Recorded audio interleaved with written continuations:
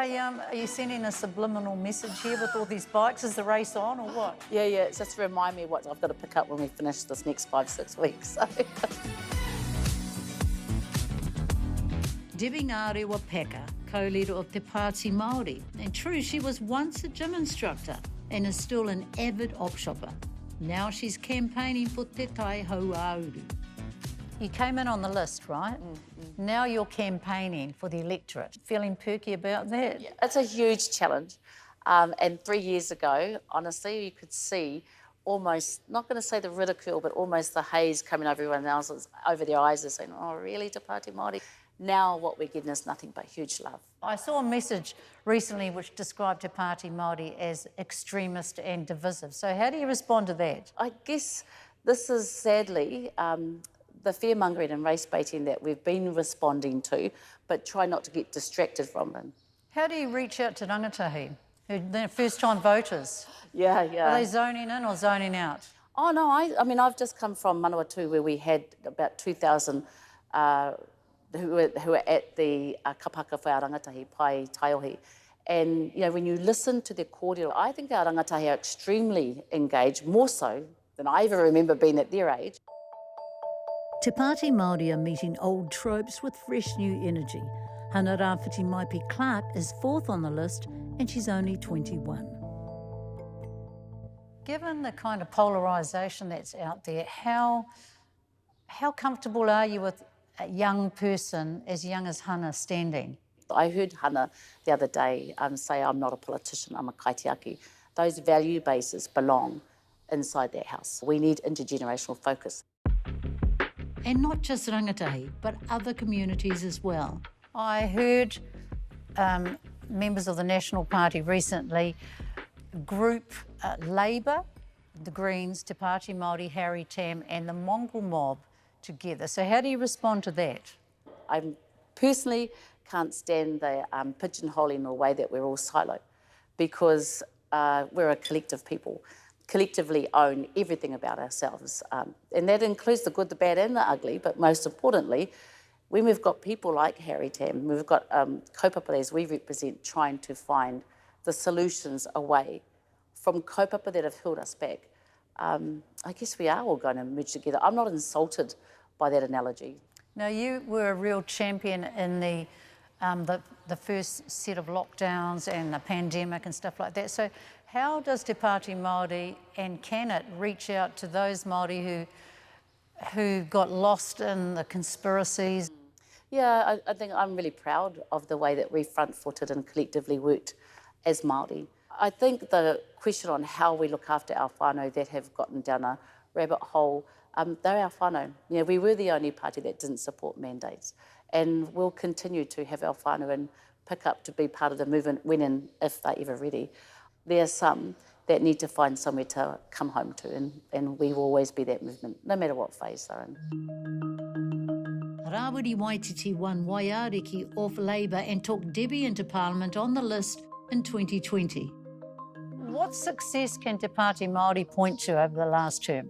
Oh, like a whole suite of successes, for example, our anti-poverty tax, the fact that we highlighted the white-collar crime, the 7 billion tax evasion, the GST of food, which others sort of pick up with. So I guess we know where we belong, the fact that we identify and provide solutions for the 50% of our whānau that are living off less than 30,000 a year in Aotearoa, 2.1 million people. So I love the fact that we use our small amount of MPs to bring to rise big kaupapa, big solutions, matariki, matatini, but I guess also what we've seen is as importantly, a growing following. You sound kind of optimistic.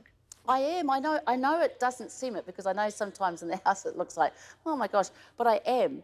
But optimism gave way to anger last week when co-leader Rawiri Waititi was suspended from Parliament for a day after he made comments during supplementary question time, or SUPS, that could breach a court-ordered name suppression. In his comments, Mr Waititi's conduct was grossly disorderly. Now, Rawiri sitting next to David Seymour and making a comment, did you guys discuss the consequences of that? There's been a lot of triggering and attacks going in tā tātou ao Māori. So I guess from that perspective, there's a lot to be discussed, and it's not right for me to bring that up now, but what I will say is that subspace is where we don't often do a lot of planning, where we actually leave ourselves free, in the mine and Rawiri's words, to surf what's coming down at the moment. And sometimes we don't even know we're going to do a sup until we see where that kōrero is going. That's the beauty of sups. So, yeah, and we've done it a lot in the last 3 years, and it's been a critical part of our being and staying organic. What's it like when you're sitting next to somebody that you are ideologically opposed to? I've been in spaces, I've absolutely been opposed to ideologies that others have had. That's not new. What is difficult is that we have a house and a system in Aotearoa where we have allowed certain behaviours and the race baiting and the extending of things that can actually harm not just tangata whenua, harm our takatapui, harm our tangata Pacifica, and us as minorities. And that's something that we need to stop. We need to push for change in that house. I've seen it for the last 3 years, but it has gotten worse in the last 6 months for no other reason but votes, for political votes. It's a tough place. Rawiri and I do karakia, we have wai, we do a lot of things to keep ourselves. We'll even have Māori kohatu in that with us. Big tonga, not little tonga. Big tonga, because everything that our tupuna fought and died for is being challenged on a daily basis, just so recklessly, without any care. The decision to cross the floor is not an easy one. Meka Whaitiri's bombshell defection from Labour this year was seen by Te Pāti Māori as a real boost, but it did come with serious fallout. Can you explain to me why Meka defected from Labour to Te Pāti Māori? Because I don't get it. I've never seen a good explanation. The Meka that arrived to us looked really, I'm going to say, she looked tired. She looked a lot older. The Meka that we see spriting around with us now, that's always been energetic. She looks well. So I guess only in her ngākau and her wairo and her whānau that they can explain that. But certainly from our perspective, once all the kōrero and the wānanga was done, we would receive our whānau back into the movement. And she's a really valued member. I guess the thing that I watched and that I felt very disturbed by was the lack of kind of communications between her and that whānau she'd been working with for years, all the Māori Labour caucus, and that there didn't seem to be an obvious principle, whereas Tariana, we all knew, and if Meka had said they're not going to implement the capital gains tax, I'm off. There wasn't anything like that, which makes me wonder what actually was it. Was it that she didn't get a position? Meka has never ever spoken badly about her colleagues, has never ever said it was an event, has never disclosed that there was, I was unhappy with this specific thing.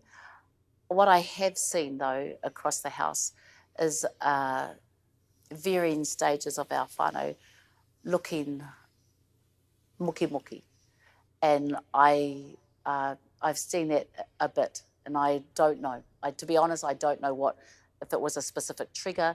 And what I do know is that when the tono came and it went through the wānanga, and amongst the various whānau that we received it with aroha, as we would any of our Māori wanting to come across.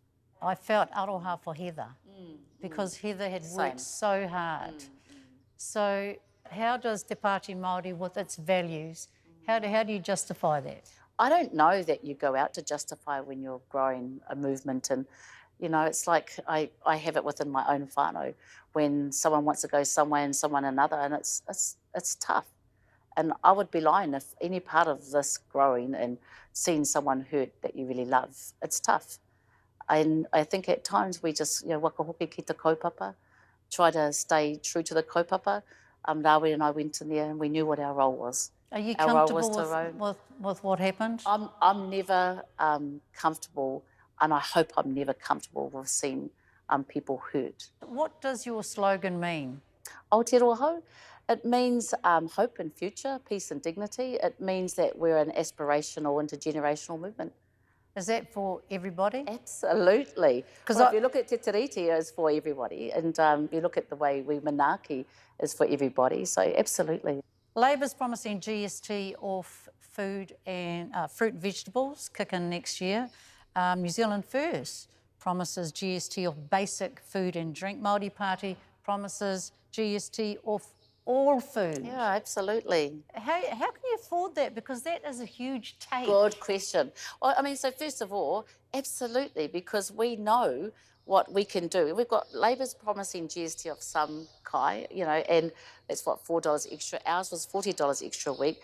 And if you were to look at it from the perspective of where that would come from, our net wealth tax, the pursuing of the 17 billion, in the tax evasion, that gave us about a 16.4 billion surplus that's not already been organised. The ghost house tax, or all these things. You've got lots of taxes. You've got lots of. Yeah, but if you have a look at it, the tax that we're proposing affects positively 98% of our population. So we are only targeting the 2% who have gotten off rich and really well, who the tax system was designed for, and who own more than 50% of the wealth.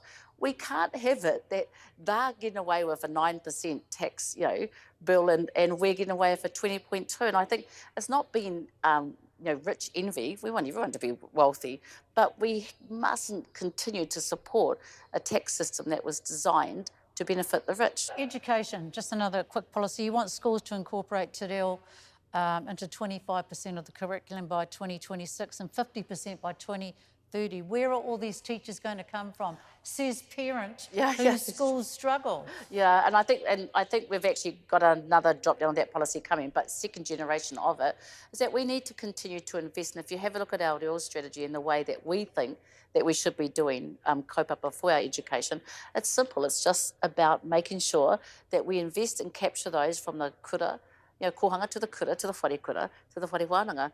We haven't been doing a consolidated approach on how we're growing it. And that's what we want to see invested in at both ends. If we had our own Māori Education Authority, we would be able to target this from the beginning. Okay, now Te Tiriti, my favourite subject. Active set a referendum for redefining the principles of the treaty. New Zealand First are campaigning to have New Zealand withdraw from the Declaration on the Rights of Indigenous Peoples. How much traction do you think these parties will get?